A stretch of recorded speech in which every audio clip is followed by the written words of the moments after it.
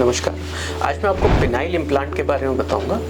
Penile implant या penile prosthesis silicon के implants हैं जो पेनिस के अंदर सर्जरी के द्वारा रखे जाते हैं उन पेशेंट्स में जिनमें सीवियर इरेक्टाइल डिस्फंक्शन हो, पेनिस इरेक्ट नहीं हो रहा है और मेडिकल थेरेपी से रिस्पॉन्ड नहीं कर रहा है। मैं आपको बताना चाहूँगा थोड़ा सा इरेक्शन के बारे में। जब भी सेक्सुअल स्टिमुलस मिलता है तो ब्रेन से कुछ केमिकल्स रिलीज होते हैं जो पेनिस के अंदर की खून की नसों को डायलेट करते हैं, जिससे इरेक्शन होता है। जिन मरीजों में ये खून की नसें डैमेज हो चुकी है, ब्रेन से केमिकल रिलीज होने पर भी डायलेट नहीं हो रहा, इरेक्शन नहीं आ रहा, उनमें पेनाइल इम्प्लांट की ज़रूरत पड़ती है। ये दो तरीके के होते हैं पेनाइल इम्प्लांट। एक है जो सिंपल सिलेंडर, सिंपल रॉड है जिसको सेमी रिजिड रॉड कहते हैं। ये पेनिस के अंदर फिट होते हैं और ये हमेशा रिजिड रहते हैं, मतलब पेनिस फ्लैसिड नहीं रहता। इसमें हिंजेस होते हैं, एक या एक से ज़्यादा हिंजेस हो सकते हैं अलग किस्म के इम्प्लांट्स में।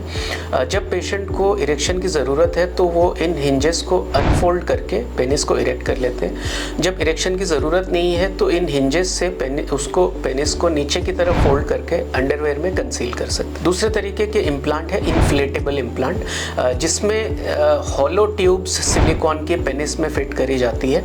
इसका एक रिजर्वॉयर कनेक्टेड होता है इन ट्यूब से, जो कि स्क्रॉटम की स्किन के नीचे रखा जाता है। इस रिजर्वॉयर में एक बटन होता है। जब भी पेशेंट को इरेक्शन की ज़रूरत होती है, पेशेंट उस बटन को दबाता है, रिजर्वॉयर से स्टेराइल वाटर निकल के इन सिलेंडर को भर देता है, जिससे इरेक्शन आता है। जब इरेक्शन की ज़रूरत नहीं है तो पेशेंट फिर से इस बटन को दबाता है, वो स्टेराइल वाटर दोबारा रिजर्वॉयर में चला जाता है सिलिकॉन सिलेंडर से और पेनिस दोबारा से फ्लैसिड हो जाता है। तो ये एक बहुत अच्छा ऑप्शन है एडवांस्ड इरेक्टाइल डिस्फंक्शन केसेस में। इस मेथड में पेशेंट सेटिस्फैक्शन सबसे ज़्यादा रहता है compare to other treatment of erectile dysfunction. ये ऑपरेशन लेकिन हम उसी में करते हैं जिसमें दूसरे मेडिकल थेरेपीज काम नहीं करती, क्योंकि ये एक इरिवर्सिबल प्रोसीजर है। एक बार हमने किसी को इम्प्लांट लगा दिया तो इरेक्शन के लिए इम्प्लांट ही रखना पड़ेगा। इम्प्लांट अगर निकाल दिया तो पेशेंट में कभी दोबारा नॉर्मल इरेक्शन नहीं आ सकते हैं। इसको एक छोटे ऑपरेशन के थ्रू लगाया जाता है, जो एक 1 इंच का चीरा लगता है